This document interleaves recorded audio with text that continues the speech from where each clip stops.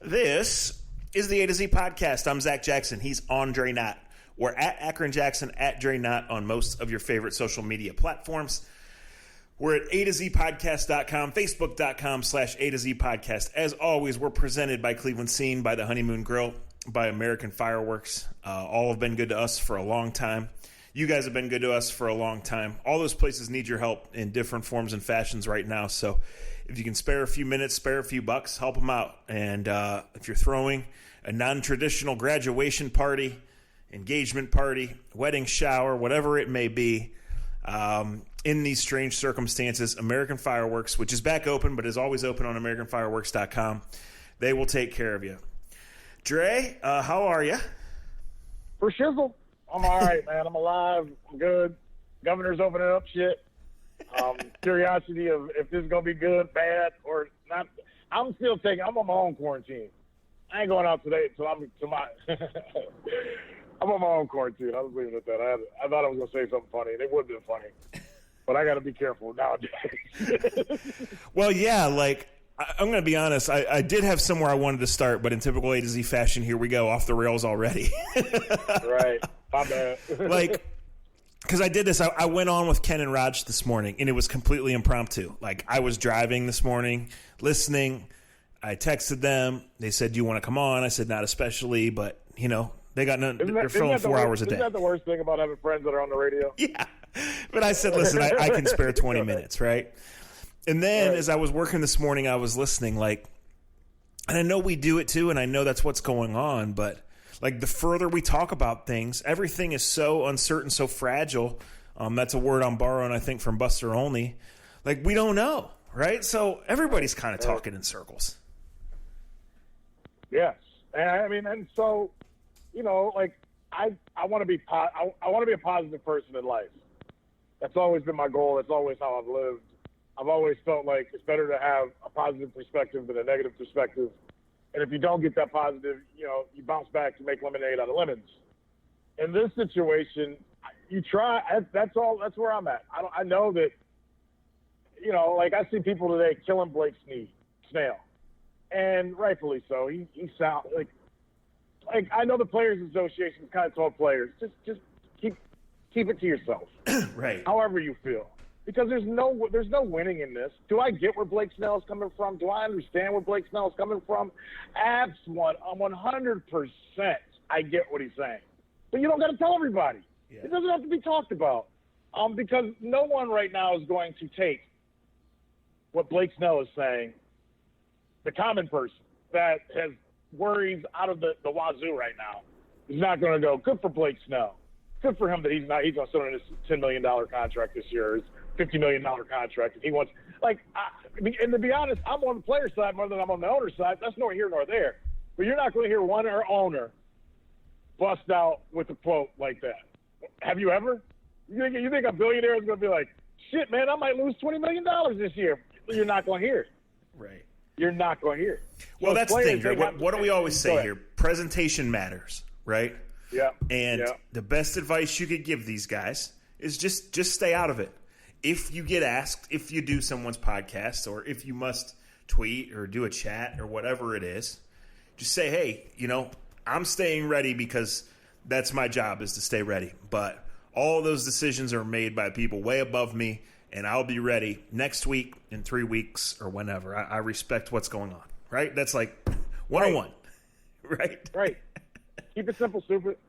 Keep it simple, because the thing is, and it's always been like this, and I've never understood this before I had this job. As a kid, I remember the NFL striking 84 or 80, whenever. And I remember going to my dad, I was like, why does everybody hate the players? Why is it? And it just didn't generate to me at that time. You know what I mean?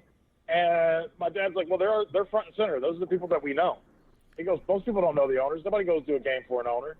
And most of the players are dumb. I shouldn't say dumb enough, but they're dumb enough to give a quote, to give something to hang on to say, hey, look at how greedy they are. Hey, they only care about themselves. When in reality, most of us have worked our asses off, and we wish we could have the stance Blake Snell has, right? Yeah. I wish that I've made enough money in my life that I could set the standards exactly how I want my standards to be when I go back to work. But that ain't the case, bruh. Well, this is the whole thing. I mean, it's happened in baseball. and it probably will happen in the other sports regardless of outcome, right? It's going to get out there that they're fighting over dollars, and it's going to be a bad look. But the problem, other than that being inevitable, Dre, is that's down the road. There's 20 hurdles that got to be cleared before that matters. That's what's out there publicly, but there's 20 hurdles that got to be cleared before that matters, and that's why it's hard to even pencil anything in for happening anytime soon. Yeah, no, that's an excellent point. I'm glad you put it that way. And really, I thought Jeff Passan put it well earlier this week. For as much as we're all getting caught up in what Blake Snell's saying or what Buster Olney is saying, this is in any negotiation, whether you've negotiated to buy a house, a car, a marriage, in or out, a child. Negotiations are going, and in this one with this much money involved, it's going to get ugly before it gets cute. Yeah. And especially in this situation, they've got 2 weeks. They got 2.5 weeks before it's got to be a drop dead set. We have to do this or we have to do that. So and there's not a lot of news out there. There's not a lot of new news. So therefore, we make probably more out of this than all of us should because of how slow things are. I'm not going to let my blood pressure get too high, too low on any of this until I should. I get if I was doing radio at 3:00 in the afternoon or 9, or 5 whenever the hell Carmen's ass wakes up. I guess I would be able to fuel myself up and get myself going and rant and rave about this. But I think I've already set myself up to not rant and rave, not get too high or too low on anything that's said around baseball over the next week and a half. To be honest, because it's like until there's finality to it, there's no reason to let my blood pressure go higher or lower. Right. And another thing that hit me with this is, we were just filling time. We talked some Browns and whatever, and then Raj, just asked me, from being in the football community, who have you talked to? Like, what are people in the coaching industry, in the scouting industry, in even high school football, saying about what they know or what they think or whatever. And then, anyway, I've known a lot about Max Sports for years, and we've talked on this podcast on occasion and off about how, there's just not enough money to go around and how Kent State has to take those brutal buy games to make it pay, right? And if it wasn't for Kent State baseball being self-funded, maybe they wouldn't have sports altogether long before this, right? And then it hit me today as you start talking about that. Like, not only do I not know what's going to happen next, but you're talking about people's livelihoods here. Akron dropped 3 sports today, and it was just out there today. The Akron Zips and Blake Snell got more run over the last 48 hours than either one of them might ever get again. I know Blake Snell's a good pitcher, and nobody I know ever recognized him before today, right? Yeah, right, and that goes back to a whole other thing about baseball, because you're right. Blake Snell has won a Cy Young, by the way. Nobody knows him, and that's part of being in Tampa. I actually like him. I know some other guys that know him. Just because I like what I've known of him. He's a kid that he was playing a video game. He's on Twitch or whatever else. Not the time and place we should be taking quotes from athletes, but he has to know better. Right. He has to make better decisions. The Akron thing, to me, you bring up the Akron thing, and what you just said hit me when the MAC stuff all came down, and them changing, who's going to have tournaments and that and whatnot. And at first, like the common folk, I instantly was like, big, that stinks. And then I saw the baseball tournament. I think it's done for a couple of years now. And I was like, that sucks because, I love baseball. I know what Kent State baseball has meant. I know Akron's got Chris Sabo, and they finally got a program back. Like, that matters to a lot of people. It's baseball. I know it's not generating money, but MAC baseball is pretty damn good. They've generated some decent players, whatever.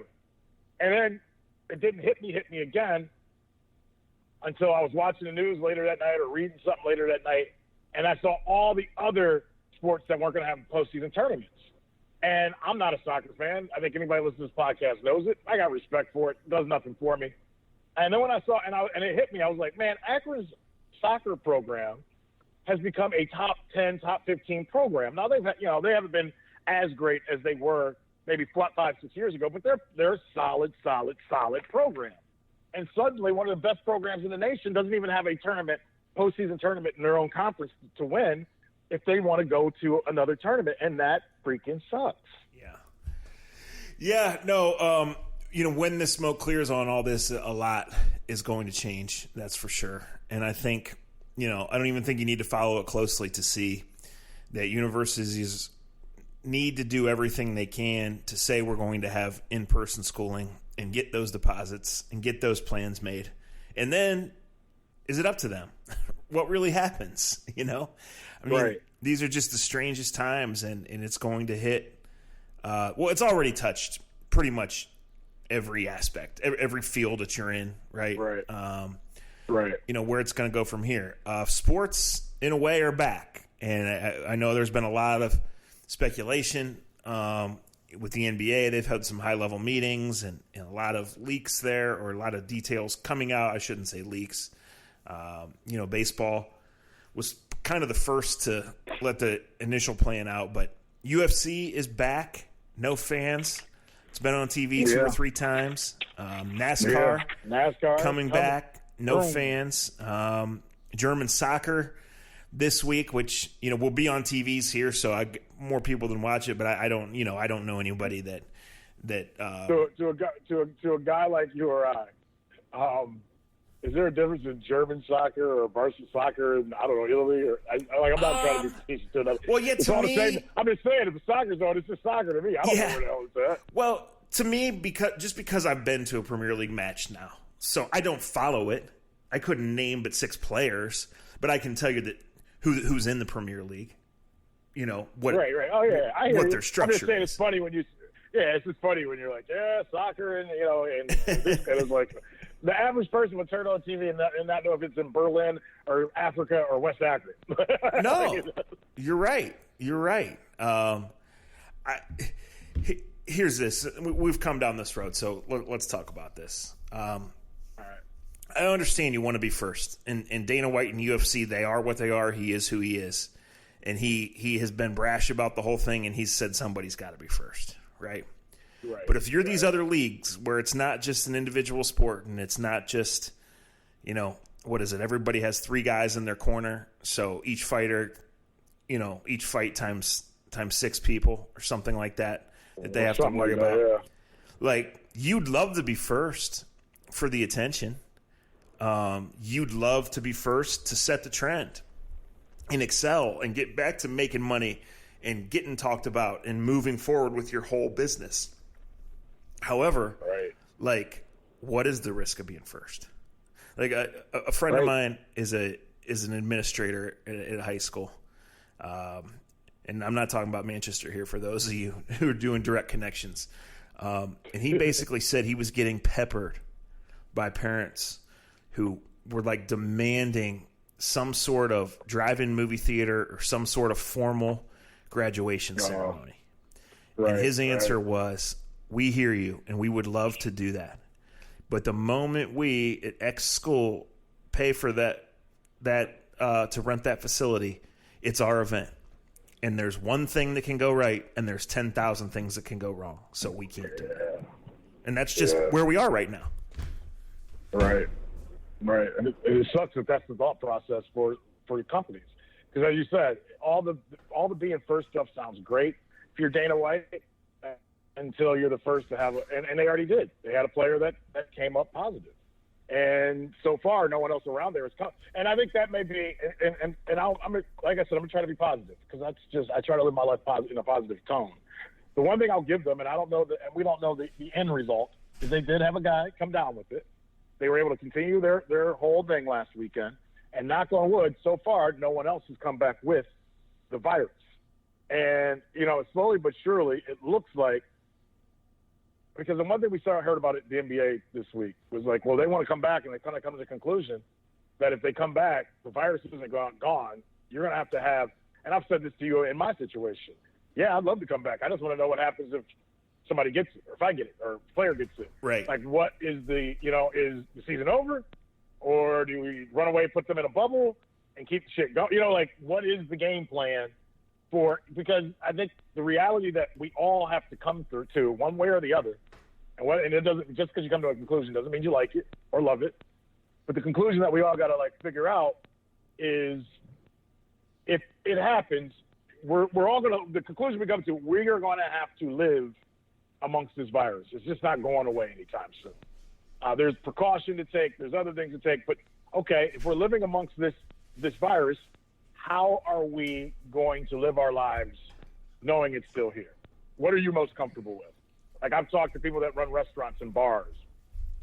And, you know, the people that can, they're like, man, we're putting tents, outside of our place. We're going to put people outside. We're going to try to make, eating and drinking outside, more of our thing, the way to make people feel comfortable. They're open in downtown Cleveland. They open up like 25th Street on Friday and Saturday nights. So people can, not have to feel like they're forced to be inside a small building. I think for all of us, we have to come to the understanding, I guess is the word I'll use. We're going to come to the understanding that we are going to, the new normal, and I know we hate that phrase, the new normal is going to see us do a lot of things that we never thought we were going to do.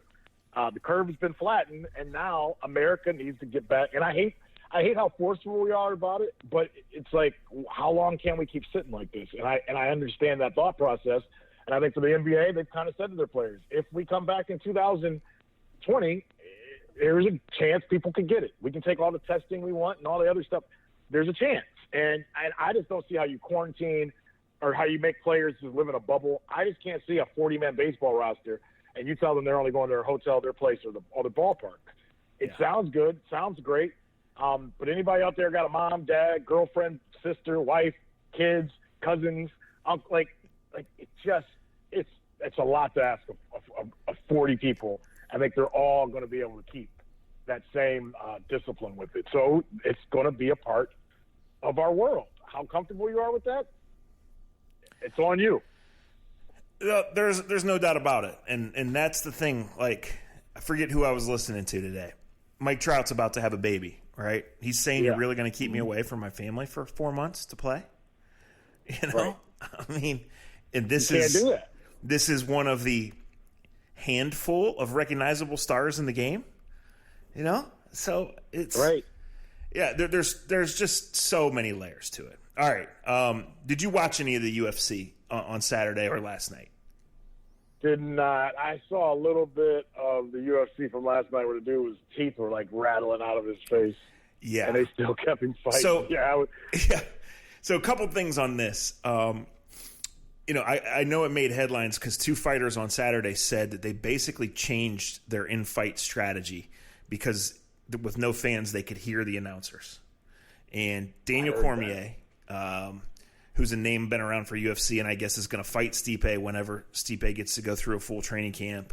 It's going to be Cormier's last fight. All that. Anyway, two things, Dre. One, I have learned, not that I'm getting in and fighting anybody, but I have learned a lot from watching it, even casually, from listening to him over the last couple of days. And two, think about that in the other sports. Think about in the NFL, all the precautions they go to, all the trying they do, not just the Patriots, but the other teams, to get every bit of information. And now you're going to play in a dead quiet stadium? It's really strange. Right. I heard the play-by-play guy from UFC last night. He said that, they went to the corner in one of the rounds, and they heard how how the team was saying to defend their guy and how to go at this guy. Mm-hmm. He goes, and we come back from commercial, and usually, I try to, give an insight into how this, how they're going to play, how a guy is going to attack this round. And he goes, and I realized I can't do that or give that same type of information because, the other fighter can hear everything that I'm saying. Yeah. He said it's the weirdest thing ever for him because they're sitting ringside. They almost need to put him on a perch, like the Joe Tate perch, because the fighters can hear everything that's being said by the play-by-play guy. Yeah, so he's like, I can't come back and be like, hey, their corner said you should do X, X, and X. Because if I do that, then that guy hears it's what a time. So I was watching last night, and I don't know who it was, but they were kind of dancing, going at it. It was like a 135-pound or 140-pound fight, and one of the announcers said, "Look at so and so. He's big. Yes, I know he's 135, but look, he has a big frame, big shoulders for a guy that size." And the guy, Dre, is backing up and stops and flexes because he heard them say that. He's saying, "Yes, I am big." And then the other thing, as you mentioned, I was watching the late. It was Smith and the main event, I mean, this is something about the sport I don't know why it wasn't stopped, but he told his corner, my teeth are falling out. I mean, he'd gotten hit in the ear and in the cheek so many times, and I just don't know why either the corner or the official didn't stop it. But he says to the live mic, my teeth are falling out, and they let the fight continue. Yeah, and he took a brutal beat. Oh, my. I mean, so brutal. And I've thought about this, like, it is weird to be doing a live game. And I've had it in NFL and I've had it in baseball, where a player hears you talking about it. And like in baseball, it's different. Some of these guys, they'll go back underneath and go watch a replay of their at bat, or they're watching the TV as they're taking a bathroom or checking their cell phones, whatever players may do during the game. And there's nothing worse when a player comes back and is like, really? You think I'm a piece of shit? You think I suck? You think I can't hit a fastball? Yeah. I'll be like, Kip, I didn't say you couldn't hit a fastball. I said you just blew it by you. Right. Like it is, I got to say, from my standpoint, it's uncomfortable, but you know what? And I would say this, I think more people need to go through this. It makes you do your shit right when you know that they can hear everything you're saying. Mm-hmm. But it would be different. But even in baseball, let's say if I'm sitting there and I'm like, they've been overworking him with off-speed pitches. If I say something like that, well, what if the pitcher here, like, it's something that, that's our biggest concern. And 6 weeks, then no big deal. But it is something as a broadcaster you got to think about. Well, there's another layer to that too. I mean, obviously during a game, you might get Tito or you might get a player or someone might come down and say something to you casually, right? But with no fans in the stands, you're going to hear a lot more than ever, whether they want you to hear stuff or not. Yeah. I had one of our tape replay guys who's really good. We were texting yesterday, and he was like, Dre, if they put you in your normal spot, he goes, how many times are we going to hear you tell somebody to fuck off? And I was like, dude, I think that word's out of my vocabulary if we come back. Yeah. Well, it's interesting too because I've been following the headlines and I've read some of the details, not every story, but then I hear Buster Olney, who's at the very top of his profession and has been connected to everybody in baseball for so long, and he was on Cleveland radio today and said if he had to bet the farm that he would say there's not going to be any baseball. So it's just everything just continues to be in such limbo, I guess, is the best way to say it. Yeah. I mean, and rightfully so. I think, as you said, it's like everything seems cool right now, but none of us know what the world's going to look like in 3 days, 4 days. I think that's been the craziest thing about this, this whole time, this whole quarantine, all of this, because we've all been through it, right? We're all kind of going through life with a question mark above us. And it's like amazing that we've been through 2 months. Not all of us are like, we can't do any longer. And then, at some points in times I can laugh and talk with certain people and be like, it ain't been that bad. You know what I mean? And then it's like, but then you look around and you're like, wait, fuck, we got to stop this shit. I'm done my part.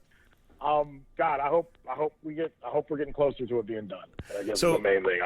I'm glad you said that because we've never been afraid to be open here.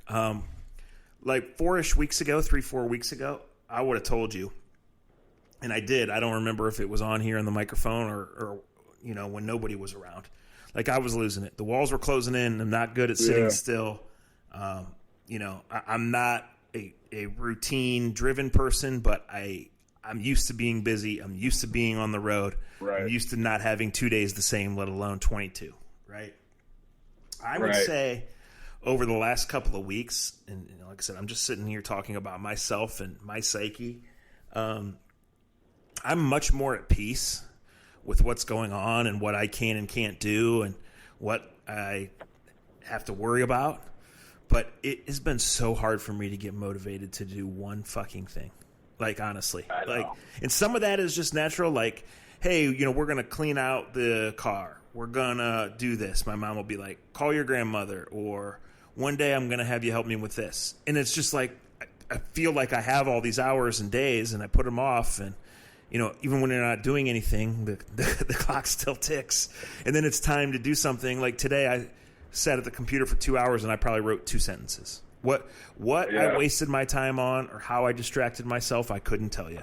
But I know I didn't get near as much as my real work done because just my mind and body cannot get in the same place at the same time.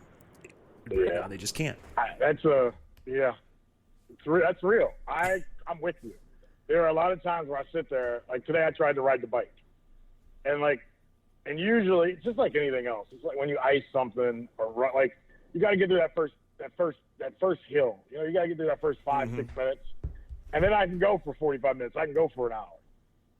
And right now, and I totally get what you're saying. It is so hard for me just to get the rhythm started. You know, like, and it's like, and I know once I get through this, I'm fine. You know, like it's like I get through that and boom, you know, like 30, 40 minutes later, 50 minutes later, I've gotten in, you know, the workout that I needed and I feel good. I could not do it today. I changed music. I turned on the radio, turned the radio off, tried to find a podcast. And I literally looked down and was like, I've been sitting on this bike for 30 minutes and I've only rode it for about 12. I'm like, I can't tell you why, but that's where I'm at right now. It sucks. It sucks. Yeah, we actually went on a long walk today, which you've been doing a lot of days. You know, sometimes the weather doesn't cooperate and sometimes just lack of motivation comes in. But yeah, it's just hard. And like, I am a procrastinator as it is. You know that. The listeners know that because I talk about it all the time, right? But man, it's been hard to get, like you said, just get over that first hill and you're fine. Just break that first sweat, get that first mile. Sometimes like drinking that first claw on a Sunday morning after a long Saturday. You just got to get through it. It's very reminiscent. I'm sorry you bring that up. What I always tell kids when we go talk to classes, all I got are sports analogies. Well, on the podcast, all I got are sports and drinking analogies. They're the best all right, ones. here's my question that I thought of. This isn't the segment that I told you. We're going to save that for next time. UFC. Me and you getting in the cage. Who you walk into the ring with, and what's your song? I'm gonna pay whatever I can to get Mike Tyson to walk me in. That's simple. I want Tyson to walk me in, and Ambitions of a Rider. Like Tupac. It's the first song that Tyson listened to or came out with when he got out of prison.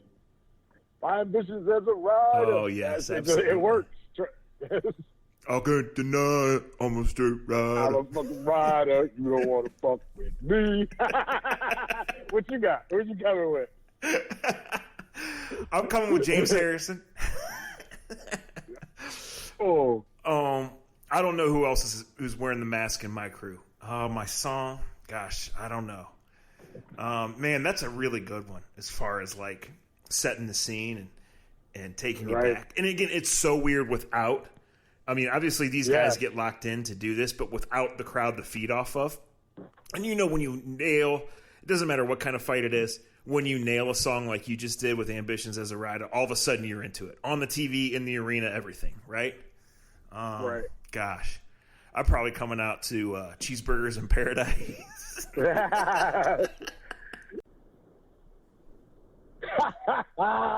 I'll give you something. I was going for Intimidation when you asked me mine.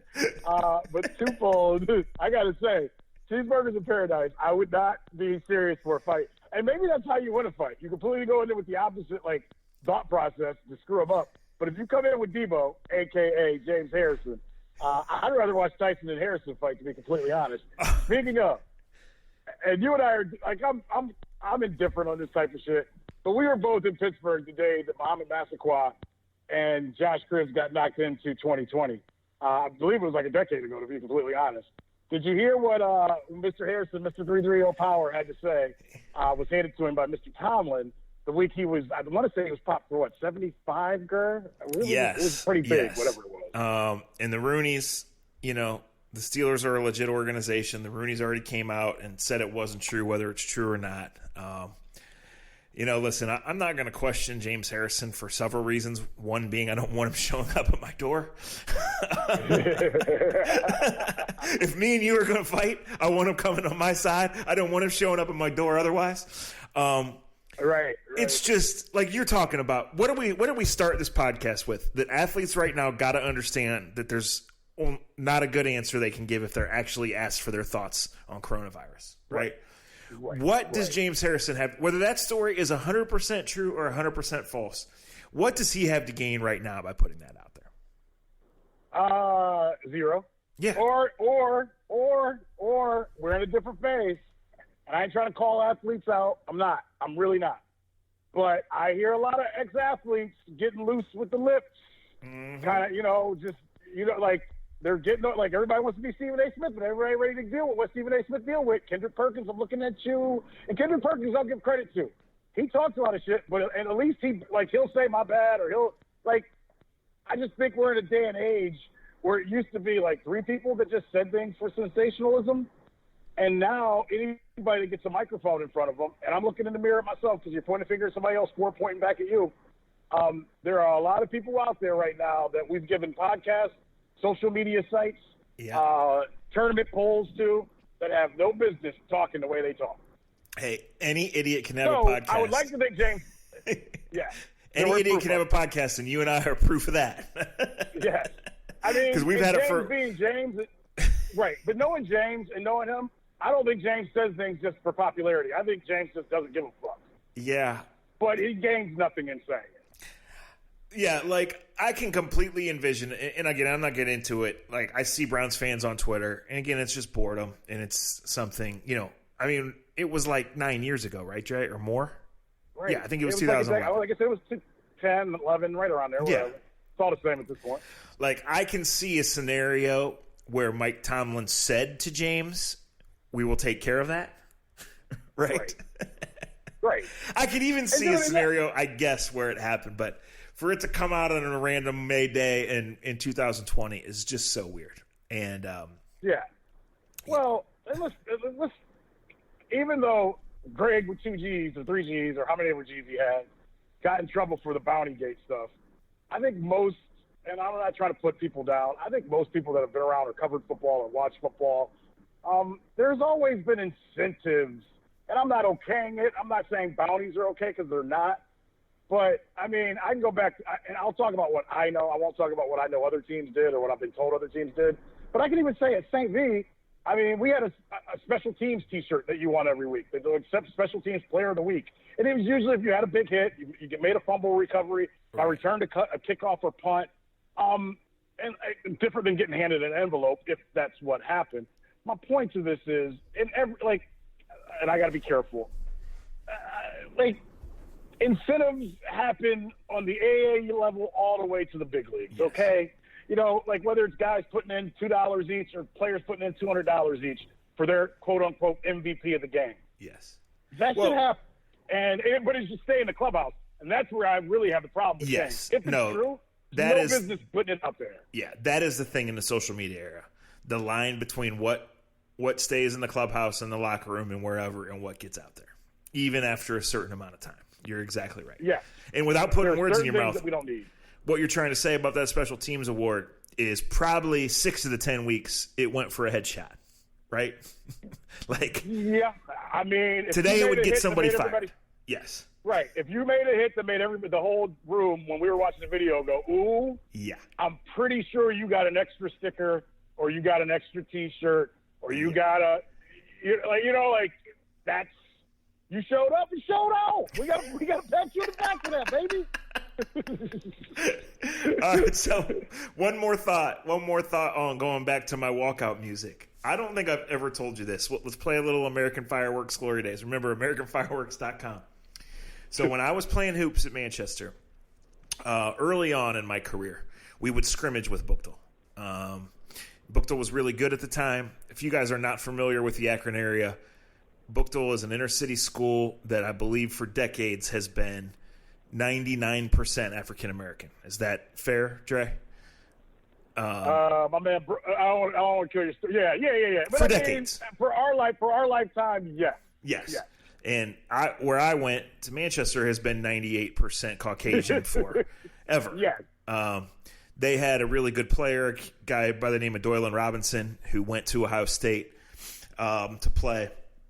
They had a guy named Ramon Walker on their team who played 3 or 4 years in the NFL. They had some other guys. They were really good, and they were good for a long time. And frankly, they were good at everything. I mean, this is Ricky Powers' school, and they were. Yeah. Anyway, so we scrimmaged them, and we would play them in the summer, and didn't really know the guys, but in some form or fashion, if you were involved in basketball, we crossed paths a lot of times. Well, we finally played in a real game, a 2-game series, my junior year, and they went to the state title game. That, like I said, they were really good, and we beat them. Unbelievable. We beat them on a half-court shot at the buzzer, and it was crazy. And quite frankly, it was like, okay, now we got to make sure we get the hell out of here. I'm not going to run from that thought, right? So my senior year was the return game at Manchester, which was a culture shock for these guys. And the day of the game, we put together a 20-minute warm-up tape of only country music. Really? Now, whoever it was got cold feet at the end, and we didn't play it. But we really, in our 18-year-old brains, thought that would be some sort of psychology. Looking back on it now, I mean, we already had their attention because we had beaten them the year before. And they were probably going to whomp us anyway. And it was a competitive game, but they beat us, I'm sure, by double digits or close. But yeah, that was something that we thought would have been good, and I wanted to tell that story because I've never told it before. That's a great story. But let me see. And this is how much things have changed since we left high school 2 decades ago. And a couple things have changed. You do that nowadays, that gets out on social media, and your coach, administration, yes, you're racist, you're this. When in actuality, are there racists at Manchester? Sure. Are there racists at Brookville? Sure. But in reality, that's funny. Right. It's funny. I remember going to Stowe my senior year after I whomped them my junior year, and it was like they were. I didn't take anything as racist. They wanted to beat me. They wanted to beat the little black Irishman, is what they were like. It was their homecoming.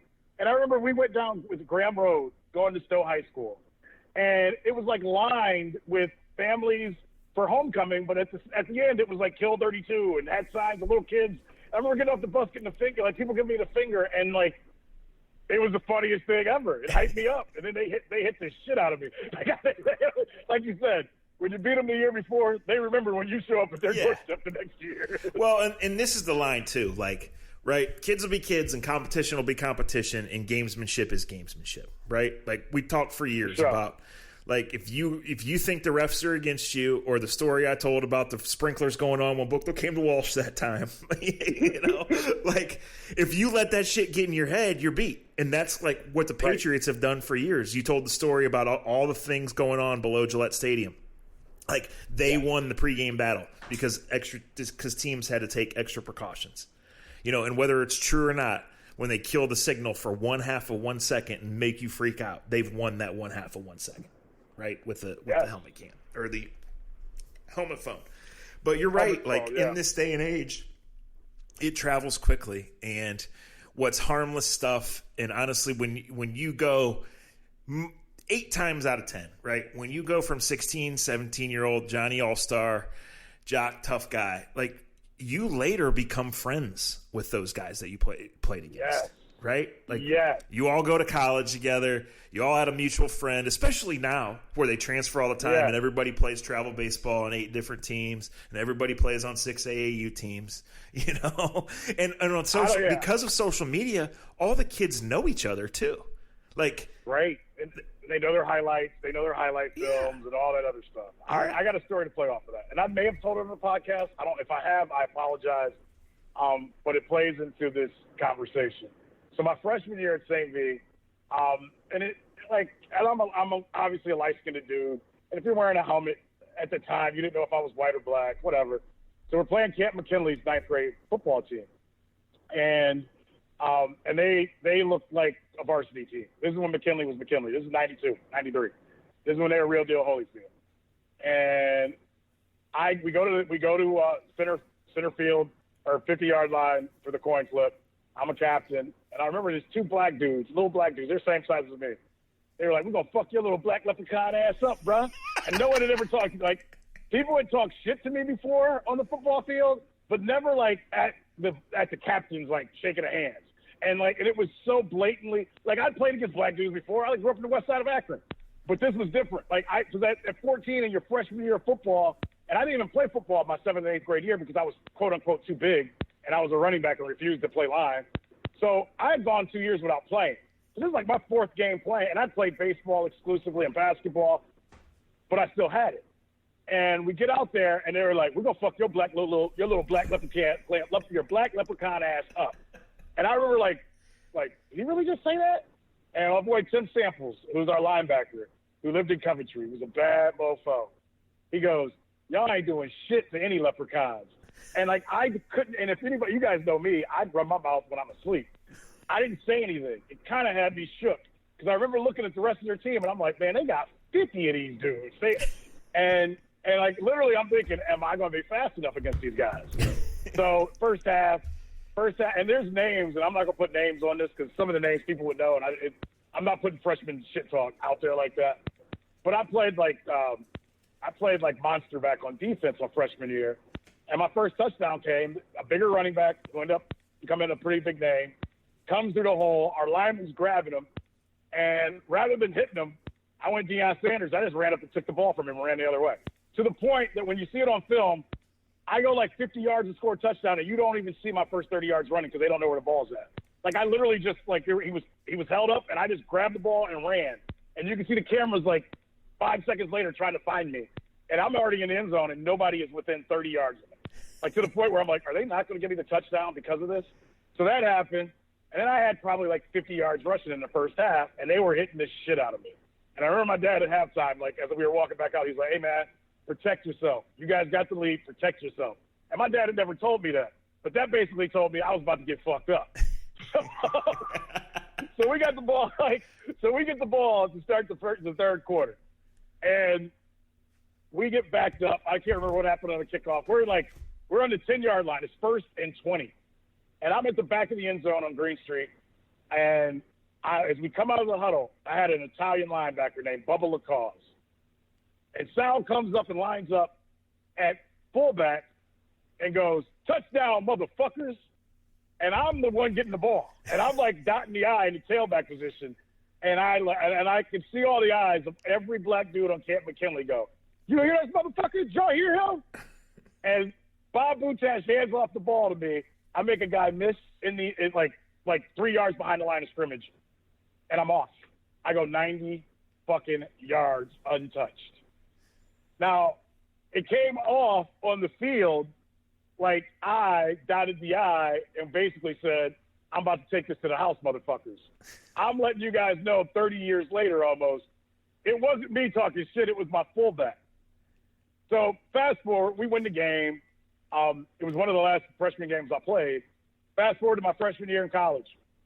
Moving to the dorms at Kent State. Had already been practicing a little bit or whatever. So it's kind of the first day that we move into our dorms. And there's these 2 dark-skinned dudes, brothers, at the end of the hall. They kind of look at me, and I kind of look at them, and we keep it moving. And, the brothers do the head nod, we see you. And about a week later, one of them comes up to me and is like, "Bruh, you the dude from St. V? You the dude from St. V, the cold-ass running back from St. V?" And I go, "Yeah."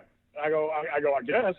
He goes, "Yeah, I'm the one that called you the black leprechaun back in freshman year. You was a bad motherfucker, man. We thought we was going to whoop your ass." Do you know, it was the best laugh I had my whole college career. We lost it. And we ended up becoming drinking buddies, hung out. They're teachers now. But it goes back to that story. That doesn't happen now. If that happens on the field nowadays, they're tweeting at each other. They're meeting at the mall. But for us, that happened when we were 14 years old. We all went on to have great high school football careers. We all end up at Kent State. We all end up on the same floor. And it took them remembering me to go, "Yeah, man, that was us that called you the black little leprechaun."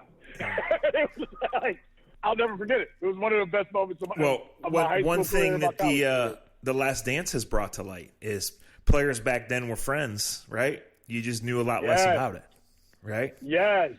There have been a lot of times we've killed LeBron for his friendships and different things. And I didn't realize that Danny Ainge was playing golf all day with Jordan before they played. Yeah. Before he went off for 69. You're right. That was all so covered up so well that we really had no idea. Yeah. So I'm not completely caught up, but the finale is this weekend. So I'm going to catch up. I don't know if I'll watch the finale live, but I'll watch it, before Monday or Tuesday. And we'll, we can do a full Last Dance pod, right? Because we don't got nothing else to do. So. Absolutely. You're right. All right. Let's, before we get out of here, I got some of these cards left. So we've done this the last two segments. People seem to enjoy it. So last two episodes, I mean. Guys, about 3 weeks ago, stopped over at my parents'. Went and grabbed from a big box a bunch of baseball, basketball, and football cards without looking at them from the late 80s, early 90s. So I put them in a pile, set them here, and I've just been grabbing a handful at a time and reading them to Dre, and he's kind of Rain Man-ish and reciting off who it is. So here I have a 1993-94 rookie card, a first-round draft pick of the Los Angeles Clippers, Terry DeHare. Terry DeHare, guard, Seton Hall, I believe was number 5. Seton Hall had a lot of decent dudes in the mid-90s that came out, but they never did much in the pros, and Terry DeHare was right up there with them. 6'2", 6'3 guard. 6'4", 190, the 13th pick in 1993. When he left school, he was the Big East's all-time leading scorer. That means he could hoop. Yes. Didn't do much in the league, though. No, he did not, but... you were all over that one, as expected. All right, Top Stadium Club football card, 1992. Miami Dolphins, Pete Stoyanovich. Pete Stoyanovich, Dolphins kicker? The kicker. Pretty sure, right? Yep. Yeah. No, he might have been number 5, too. He was right around. Yeah. Number 10 he's wearing in the card. Okay. But all right. Well, no, I remember he was definitely a kicker for the Dolphins. Put up a lot of points because he was Dan Marino's fucking kicker. You are locked in. Here's what the card says: emerging star with powerful leg and improving accuracy, led the AFC in scoring in '91 with 121 points. Yes, Holds sir. a postseason record for longest field goal, 58 yards. I remember him being good. Now I'll tell you that. Yeah. That's the early Madden days. That's how you knew those players. Yeah. Right? And he fit in with Miami perfect. Dark hair, had dark features. Women loved him probably. Probably runs a cocaine house now. Listen to the A to Z podcast where we sometimes talk sports, we sometimes talk freshman football, and sometimes Dre tells you how good-looking kickers were in the early 1990s.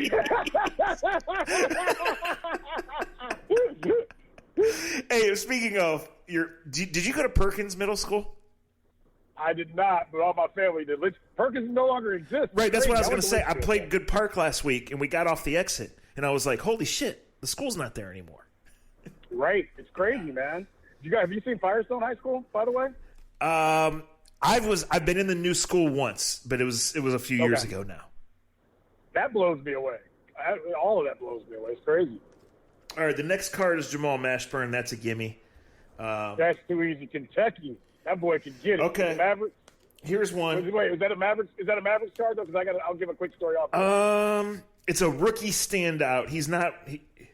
Well, I'll just tell the story real quick to talk about things that happened back then. If it happened now, it would go crazy. I don't know if you remember this story, but Jason Kidd, Jimmy Jackson, and it was a great trio with those three because Kidd couldn't score, but he could give it out. He was perfect for those two scores. And then team ended up getting broken up because of Tony Braxton. Look it up, kids. They basically had a fight over Tony Braxton. He was a big R&B star at the time. I remember. Now we just call that the Kardashians, and they just do the whole NBA. Continue on. They were, especially around here, because Jimmy Jackson was such a big deal. I mean, for a long time, people considered Jimmy Jackson one of the best two high school players ever to come out of the state. Absolutely. But they were, when video games started going to the licensing and the official characters, they were a sneaky good team, the Mavericks, because of those guys you just mentioned. So, all right, this is a 1993-94 card, but this guy was actually drafted in 1987. In 92-93, he was playing for the Orlando Magic. His name is Donald Royal. Donald Royale with cheese, ball-headed dude. Was kind of like a seventh guy guard off the bench, probably about 6'5", 6'6".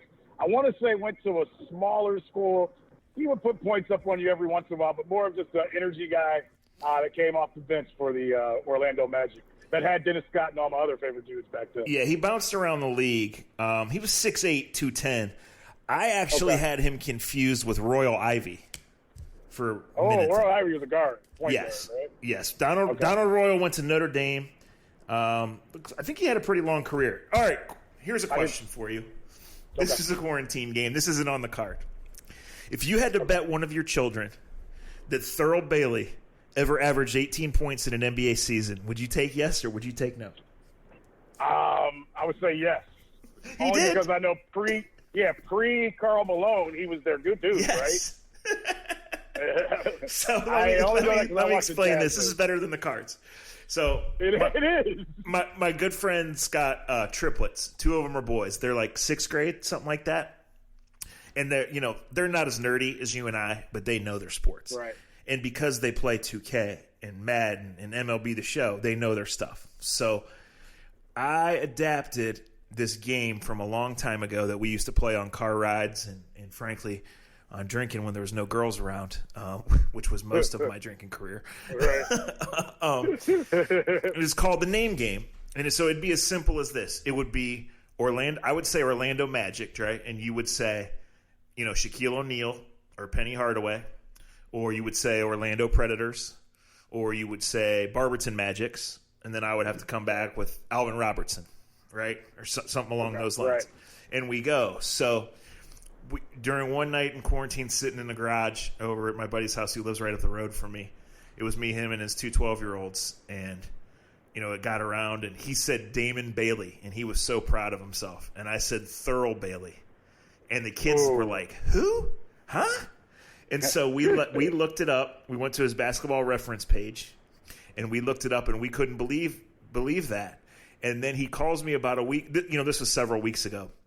He calls me about a week ago, and he goes, Uncle Zach, I'm proud. He goes, I walked downstairs today, and the kids were playing 2K with the all-time Utah Jazz team. He goes, and I heard Brady say to Josh, put Thurl Bailey in. That's great. That's great. Funny he brings up that game because during spring training when I had my nephew with me, staying with me, I didn't realize 2K had all these old teams. And we ended up staying up one night doing with those, and he was, and my nephew who's 22, 23, he was like, how the hell do you know all these old teams? Because I would, not like old, but I would use like the Cavs team that lost on the shot. And I love using, there was another old team that I just, not Phoenix, but it was a team like that Jazz team that just could score. And he was like, damn, how do you have all these dudes that could score? I'm like, dude, I think I used like an old Denver team. It was just like one of those up and down Denver. I was like, dude, the league had scoring teams for a long time. They just didn't start 3 years ago with Golden State. That's right. There used to be a lot of run and gun teams, man.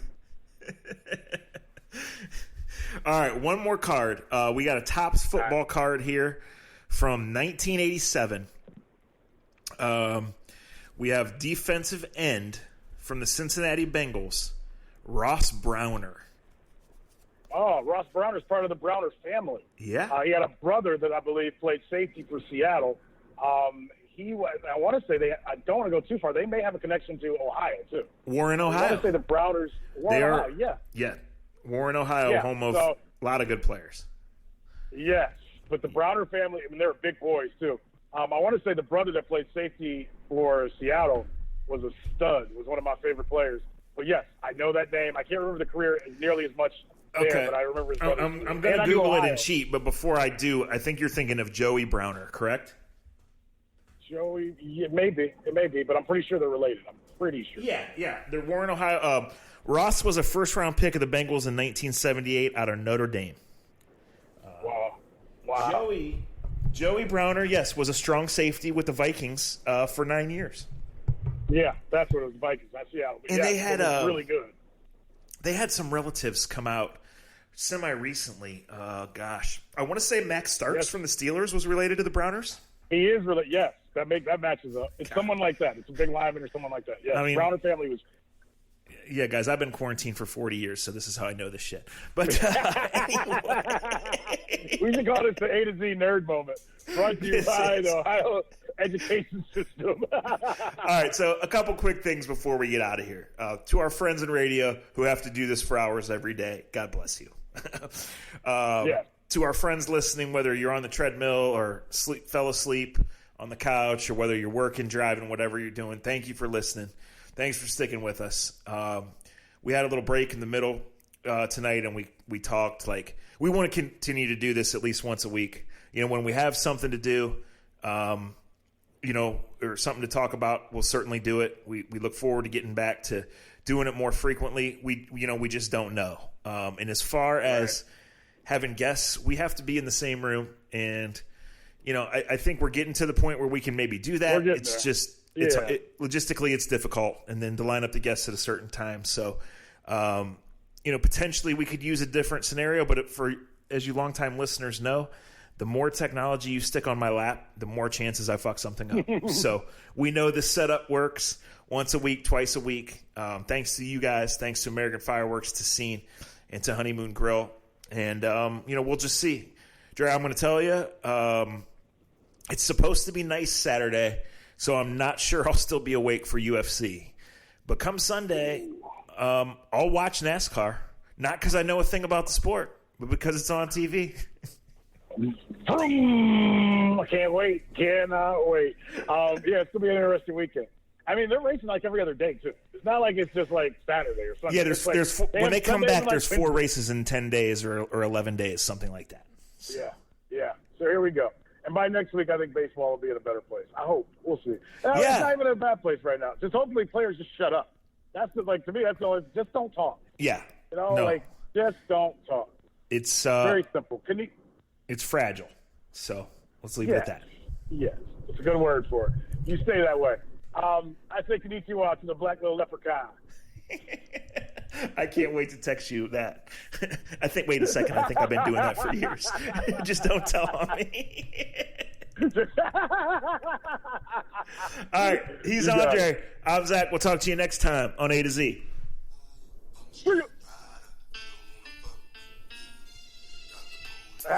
Yeah.